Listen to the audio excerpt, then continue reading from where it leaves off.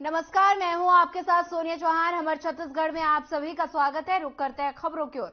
उज्ज्वला योजना छोटे डोंगर की महिलाओं के लिए गले की फांस बन गई है। अब ये महिलाएं अपने रसोई गैस कनेक्शन बदलने की मांग कर रही हैं, जिसको लेकर पिकअप में सवार होकर महिलाएं जिला कलेक्ट्रेट पहुंची। देखिए हमारी ये खास रिपोर्ट।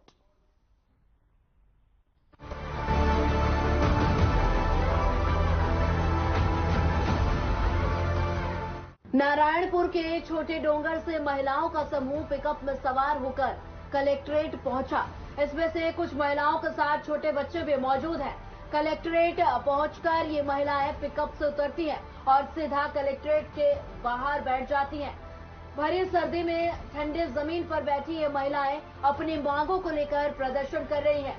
सरकार से नाराज दिखाई दे रही हैं और साफ कह रही हैं कि ये सरकारी सुविधाओं का लाभ एक बार तो मिला, लेकिन ऐसी सुविधाओं का करें ही क्या जो एक बार मिलने के बाद हमारे लिए परेशानी का सबब बन जाए।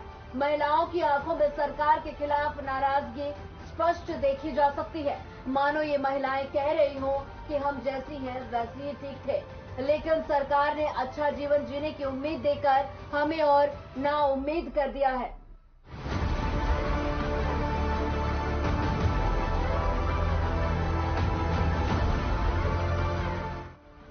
अब समझिए पूरी कहानी। दरअसल एक तरफ जहां सरकार गरीबों के घरों को धुआं रहित करने के लिए उज्ज्वला योजना के अंतर्गत मुफ्त गैस कनेक्शन वितरित कर रही है, तो वहीं उज्ज्वला योजना से मिले मुफ्त गैस कनेक्शन ग्राम छोटे डोंगर में कई परिवार के लिए गले की फांस बन गए हैं।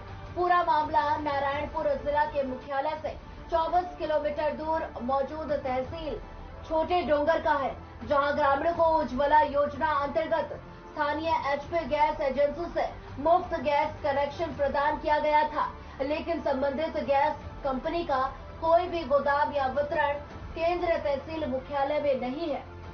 अब पास में ही केंद्र नहीं होने के कारण 50 से अधिक ग्रामीण परिवारों को गैस रिफिल करने में दिक्कतों का सामना करना पड़ रहा है। ग्रामीण गैस रिफिल करने 40 किलोमीटर का सफर तय कर जिला मुख्यालय आने को मजबूर है, जिससे समय और पैसे की बर्बादी हो रही है। यही वजह है कि अपनी परेशानियों को 50 से ज्यादा ग्रामीण महिलाएं पिकअप वाहन में सवार होकर जिला कलेक्ट्रेट पहुंचे और गैस एजेंसी एचपी से बदलकर इंडियन के एजेंसी में करने की मांग प्रभारी कलेक्टर से की। क्या मैं आप लोग यहाँ पे नारायणपुर आए हो, क्या समस्या लेके आए हो? गैस के लिए पिकअप में। क्या हो रहा है आप लोग का गैस, क्या परेशानी गैस वहाँ डलाने जाते हैं तो नारायणपुर भेजते हैं, नारायणपुर जाते हैं आते हैं तो डोंगर भेजते हैं, इसलिए हम लोग ना पिकअप से किराया करके आए। तो अभी क्या समस्या हो रहा है, आप लोग क्या चाहते हो? हम क्या होता है गैस डलो क्या चाहते हो? गैस ना वही छोटे डोंगर डलाना है। छोटे डोंगर में होना चाहिए तो वहाँ छोटे डोंगर में गोदाम नहीं है क्या? है, वो वाला है। हम लोग का तकलीफ ये है कि हम लोग छोटे डोंगर से आए हैं, वहाँ पे गैस नहीं मिलता। हम लोग को गैस लेने के लिए नारायणपुर आना पड़ता है। अगर हम लोग को खाना बनाने के लिए गैस खत्म भी हो जाता है तो हम लोग नहीं बना पाते। हम लोग को 40 किलोमीटर दूर नारायणपुर आना पड़ता है। आप लोग क्या चाहते हो? हम लोग चाहते हैं कि हम लोग को गैस वही छोटे डोंगर पे आके मिल जाए, और यहाँ पे हम लोग छोटे डोंगर में जाते हैं तो वहाँ बोलते हैं कि नारायणपुर जाओ गैस लेने, तो हमको वहाँ नहीं मिलता है, तो यहाँ 40 किलोमीटर आना पड़ता है हम लोग को। ऐसे कितने परिवार होंगे जिनको समस्या हो रही है? बहुत सारे परिवार हैं वहाँ छोटे डोंगर में, तो किसी को मिलता नहीं है। आज कितने लोग आप लोग यहाँ पे आए हो कलेक्टर? 50 तक आए हैं, 50 महिलाएं हैं, पूरे 50-60 तक आए हैं। क्या समस्या को लेकर कलेक्टर आए? हम खूब समस्या हो से, हम तो गैस समस्या हो से, हमको गैस टंग होता है जाती नारायणपुर में डोंगर ले, मतलब नारायणपुर ले डोंगर जाओ। कसन जो समस्या हो से गैस सर लेके हमके आना जाना परेशान हो से नारायणपुर ले। कितने किलोमीटर हो से नारायणपुर? 40 किलोमीटर हो से होता। हाँ 40 किलोमीटर एक जाऊ। हाँ एक जाऊ पड़े से। और गैस सरलो में कसन करा से काय कुआनो की सकूं रहे से उसने परेशान हूं से। तो आप मन काय चाहते था? हम के होता है डोंगर जातो चाहूं से, आधा के डोंगर में हो हम के डोंगर में मिलतो है। महिलाएं प्रशासन से अपने गैस कनेक्शन बदलने की मांग कर रही हैं। हालांकि इसको लेकर प्रशासन की ओर से आश्वासन भी दिया गया। बहरहाल अब देखना होगा कि सरकार इन महिलाओं को मांगों को कब तक मानती है और इन महिलाओं की समस्याओं का निराकरण कर सही जीवन जीने के लिए प्रोत्साहित करती है। Bureau report.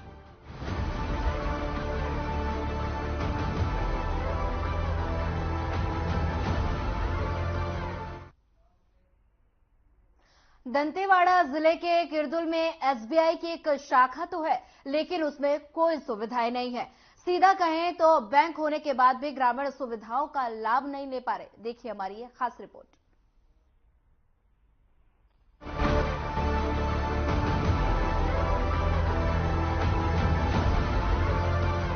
दंतेवाड़ा जिले के किरंदुल में स्थित भारतीय स्टेट बैंक में नगरपालिका किरंदुल के द्वारा 3 कर्मचारियों को लगाया गया है, जिनका वेतनमान भी मात्र 6,000 रुपए है। बैंक प्रबंधन का कहना है कि आदिवासी क्षेत्र होने की वजह से कई आदिवासी आते हैं, जिन्हें अपना फॉर्म भरने नहीं आते। इसके सहयोग के लिए बैंक के पास किसी भी प्रकार की कोई सुविधा नहीं है, जिसके लिए नगरपालिका से 3 कर्मचारी दिए गए हैं। हालांकि लोगों द्वारा एक और कर्मचारी की मांग की गई है।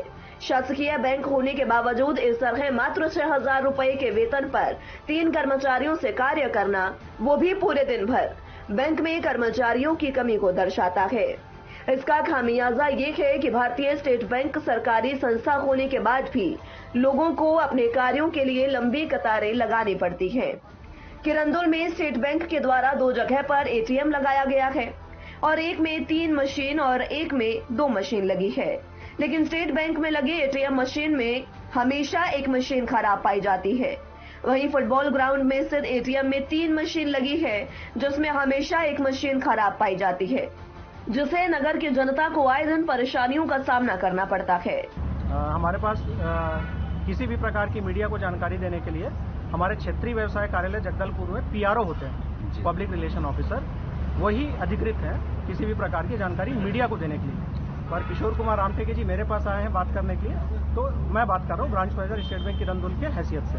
बताइए। जी सर, हम लोग को जानकारी ये चाहिए सर कि आपके बैंक में नगर पालिका के द्वारा 3 कर्मचारियों को दिया गया है जी। उनका काम क्या है और क्या आपने उसकी मांग की थी? नहीं, हमने कोई मांग नहीं की है। इस प्रकार के यहाँ पे पहले 2 कर्मचारी थे यहाँ पे जी, ठीक है। यहाँ पे प्रमिला सरकार करके है और मरियम बेसरा करके है, और तीसरी महिमा कश्यप है जो शायद 1 महीने पहले आई है, अभी 1 तारीख से आ भी नहीं रही है, ठीक है। इंट्रोडक्शन लेटर इनका आता है। इंट्रोडक्शन लेटर ये आता है कि भाई ये ग्रामीणों की या जो भी जिस प्रकार की फॉर्म्स, अकाउंट ओपनिंग फॉर्म्स या किसी भी प्रकार की वाउचर्स को भरने के लिए उनकी मदद कर सके। इसके अलावा इनसे और कोई काम नहीं लिया जाता। तो आपके द्वारा मांग की गई थी नगर पालिका में? तीसरे के लिए हमने मांग किया था जी, 3rd के लिए 2 इन्होंने ऑलरेडी प्रोवाइड किया हुआ है जी। हमारे पास ग्राहकों की संख्या बहुत ज्यादा है, हो सकता है कि एक और की मांग किया जाए जी। इनकेस अगर जिस प्रकार के ग्रामीणों और इन लोगों के फॉर्म्स या वाउचर भरने के लिए अगर जरूरत पड़ती है तो नीड बेसिस पे हम डिमांड करेंगे। वैसे अभी तो है, पहले जो 2 दिए गए थे वो बिना किसी डिमांड के दिए गए थे जी जी। सर, इसमें हम लोग ये जानना चाहते हैं और एक कि नगर पालिका अभी जो वर्तमान में विधानसभा चुनाव हुए थे उस समय पे हमें जानकारी मिली कि ये 1 महीना नहीं आए थे। हाँ, तो आप बताएंगे 1 महीना आए थे या नहीं आए थे? ये बीच में कुछ दिन गया थे, इनकी अटेंडेंस यहाँ नहीं डलती है।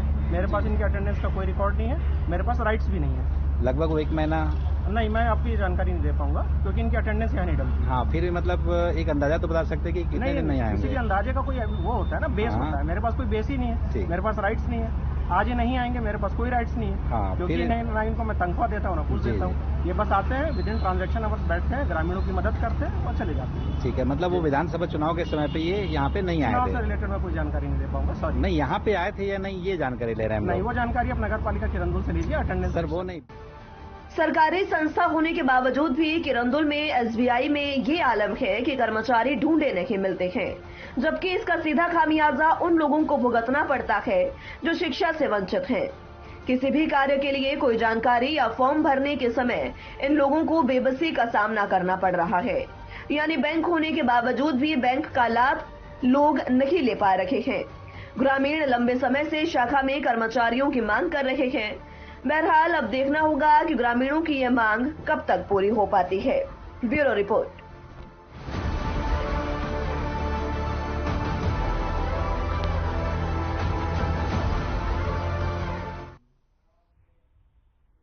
बिलासपुर में 67वीं राष्ट्रीय शालेय क्रीड़ा प्रतियोगिता का विधिवत समापन शुक्रवार को हो गया और इस पूरी प्रतियोगिता में ओवरऑल चैंपियन मेजबान छत्तीसगढ़ रही। वहीं बता दें कि बाल और बालिकाएं दोनों वर्ग में छत्तीसगढ़ के खिलाड़ी छाए रहे। मुख्य अतिथि पुलिस अधीक्षक संतोष कुमार सिंह ने विजेताओं को अपने हाथों से पुरस्कार दिए। वहीं इस अवसर पर विशिष्ट अतिथि के तौर पर एनटीपीसी के जनरल मैनेजर अभिजीत चौटर्जी और नगर निगम बिलासपुर के अपर आयुक्त राकेश जायसवाल मौजूद रहे। आपको बता दें कि अंडर 17 बालक वर्ग में छत्तीसगढ़ विजेता रहा, तो वहीं उप विजेता दिल्ली की टीम रही और तीसरे नंबर पर सीबीएसई की टीम रही। और बता दें, इस दौरान खिलाड़ियों को संबोधित करते हुए मुख्य अतिथि एसपी संतोष कुमार सिंह ने कहा कि जीवन में टीम भावना सबसे जरूरी है और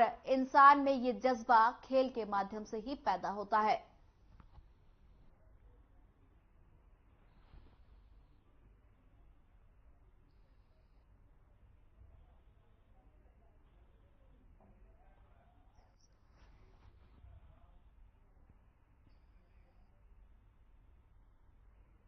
अगली खबर नारायणपुर से है, जहां बामसेफ संगठन से जुड़े भारत मुक्ति मोर्चा के पदाधिकारी जिला कलेक्ट्रेट पहुंचे और सुप्रीम कोर्ट के एक आदेश का हवाला देकर ईवीएम मशीन से होने वाले चुनाव की प्रक्रिया पर गड़बड़ी करने का अंदेशा जताया और साथ ही ईवीएम मशीन के बदले बैलेट पेपर के जरिए निर्वाचन कराए जाने की अपील भी की। और जिला बामसेफ संगठन के पदाधिकारी जगनू राम गावड़े ने बैलेट पेपर के मतदान कराने की अपील की है और ऐसा नहीं होने पर आंदोलन करने की बात भी कही।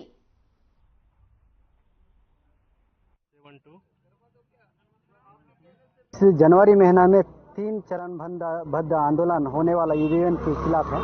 आज डिप्टी कलेक्टर के हाथ में हम ज्ञापन सौंप दिए हैं। क्या मामले को लेकर आपने ज्ञापन? मामला यह है कि आज इस लोकतांत्रिक देश में ईवीएम में बड़ी पैमाने पर घोटाला हो रहा है और इस घोटाला का मामला जो है ना 8 अक्टूबर 2013 को ये सुप्रीम कोर्ट का जजमेंट है हमारे पास। और सुप्रीम कोर्ट तो कहने पर भी इस देश में जो ईवीएम के इस्तेमाल करके वोटिंग हो रहा है, इसके खिलाफ विरोध में ये चरणबद्ध आंदोलन होगा। या 5 जनवरी को अब आज सौंपे हैं। 10 जनवरी को जो जिला लेवल में कार्यालय में धरना प्रदर्शन रहेगा या और 14 जनवरी को फिर जिला कार्यालय में रैली रहेगा या और 31 जनवरी को 2024 केंद्रीय चुनाव आयोग कार्यालय नई दिल्ली पर विशाल महामोर्चा का कार्यक्रम रहेगा।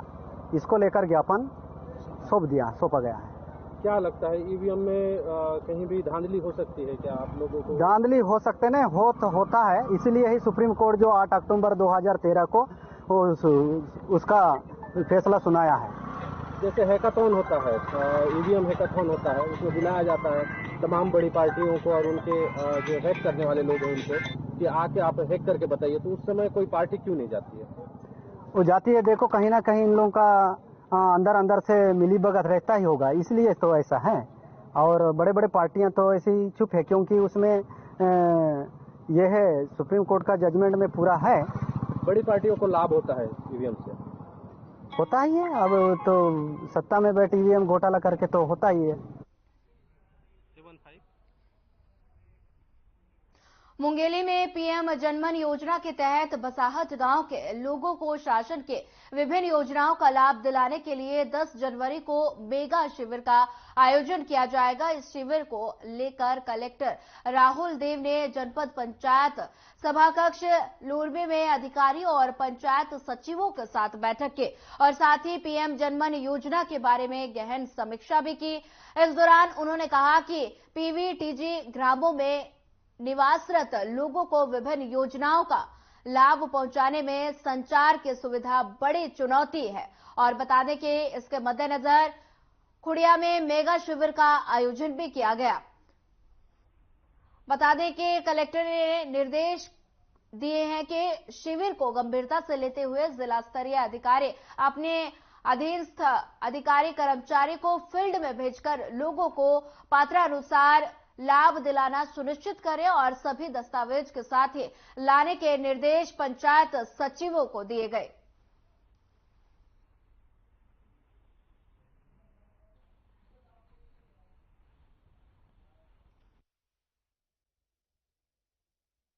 देखिए, आज मुख्य रूप से प्रधानमंत्री जनमन योजना जो आई हुई है, उस योजना के जो सभी बिंदु हैं उन पे क्रियान्वयन और सतत निगरानी कैसे की जानी है, कैसे कार्य किया जाना है, उसके ऊपर एक वृहद समीक्षा बैठक रखी गई थी।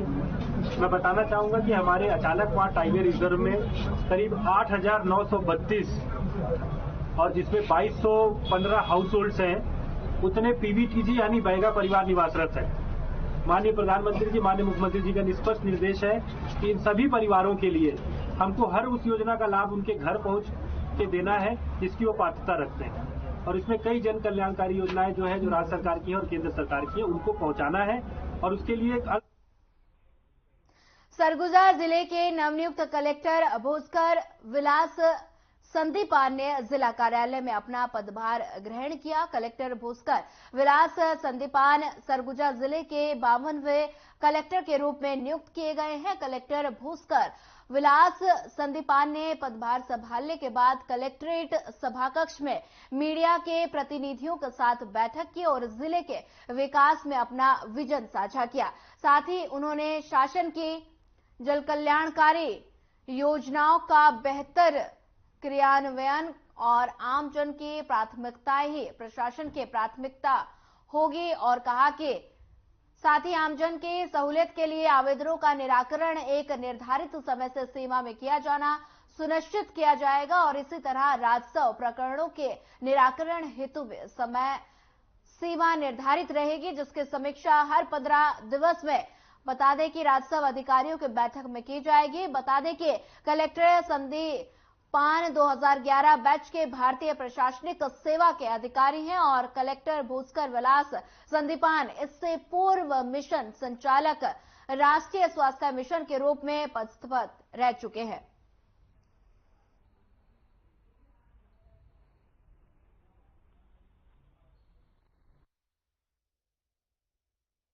उनके द्वारा कुछ बताया गया कि ये स्वच्छता का बताया गया कि शहर में थोड़ा स्वच्छता का है, कुछ जमीन के इश्यू के बारे में बताया गया, कुछ आवेदन आते हैं तो उसको किस तरह से निराकरण करने में थोड़ा लेट हो जाता है, उसके संदर्भ में बात किया है।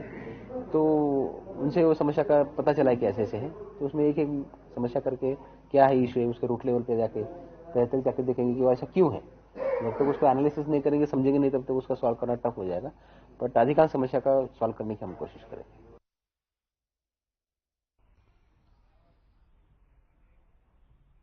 रायपुर में कलेक्टर डॉक्टर सिंह ने सभी अनुविभागीय अधिकारी और तहसीलदार से चर्चा कर उनसे राजस्व प्रकरणों समेत अन्य विषयों पर जानकारी भी ली और बता दें कि उन्होंने कहा कि अविवादित नामांतरण, बंटवारा और सीमांकन के प्रकरणों का जल्द से जल्द गुणवत्तापूर्वक निराकरण करें और साथ ही उन्होंने कहा कि पटवारियों को अपने कार्यालय में बैठने का दिन सुनिश्चित करना होगा और सभी तहसीलदार राजस्व प्रकरणों का हल्कावार समीक्षा करें और ये भी ध्यान दें कि कोई भी प्रकरण अपंजीकृत ना हो और सभी राजस्व न्यायालय निश्चित समय पर नियमित रूप से लगाए ताकि पक्षकारों को बार बार ना आना पड़े और ना उनके प्रकरणों में जल्द निर्णय हो। और बता दें कि उन्होंने आगे कहा कि सीमांकन और प्रकरण शीघ्र निराकृत करें और अतिक्रमण की शिकायत मिलने पर नियमानुसार जल्द कार्रवाई करें।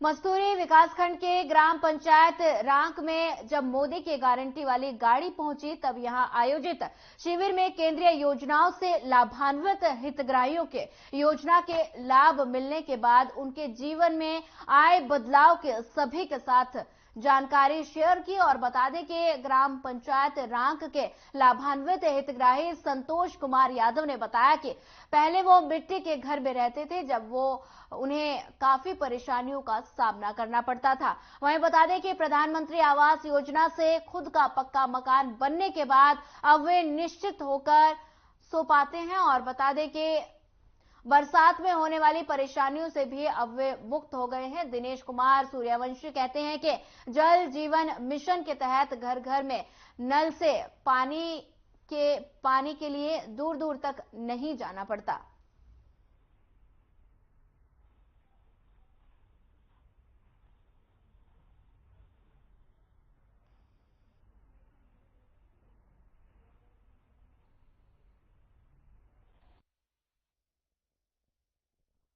दिनेश कुमार सूर्यवंशी, जो कि ग्राम राग के रहने वाला हूँ और हमारे गांव में पानी टंकी जल जीवन मिशन के तहत बन चुका है और हर घर में नल कनेक्शन भी दिया गया है। कुछ बाकी जो बहुत जल्दी कंप्लीट कर दिया जाएगा, हो जाएगा। हमारे घर में सब बन गए हैं, पड़ोसियों के घर में भी बन गया है। इसके लिए मैं हमारे देश के प्रधानमंत्री श्री नरेंद्र मोदी जी का बहुत धन्यवाद कर रहा हूँ, क्योंकि नल जल जीवन को हमारे गांव में और प्रत्येक गांव में जो लाए हैं, उसके लिए बहुत बहुत धन्यवाद।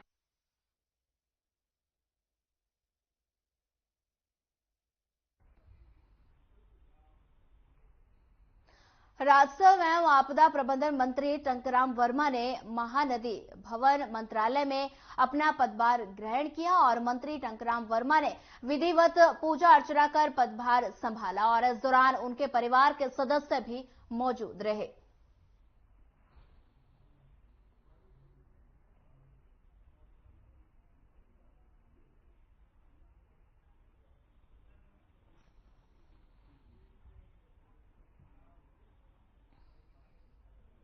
कलेक्टर अवनीश शरण ने आज जिला पंचायत के सभा कक्ष में विकसित भारत संकल्प यात्रा एमपीएव जनमन योजना की प्रगति की ओर समीक्षा की है। बता दें कि योजनाओं के अंतर्गत अत्यंत धीमी प्रगति पर नाराजगी जाहिर करते हुए जिले के 4 वरिष्ठ अधिकारियों को शोकॉज नोटिस जारी किया गया। बता दें कि कलेक्टर ने इन योजनाओं के अंतर्गत लग रहे शिविर में पहुंचे लोगों को केंद्र एवं राज्य सरकार के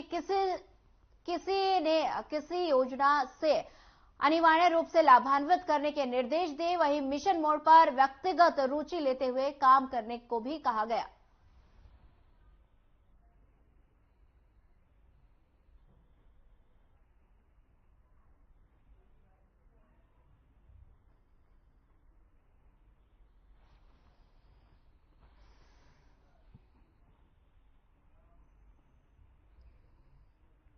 मुख्यमंत्री विष्णुदेव साय से मुलाकात करने भारतीय क्रिकेट टीम के पूर्व कप्तान और बीसीसीआई के पूर्व अध्यक्ष सौरव गांगुली पहुंचे, जहां उन्होंने मुख्यमंत्री को नववर्ष की शुभकामनाएं दी और साथ ही मुख्यमंत्री ने भी गांगुली को बधाई और शुभकामनाएं दी।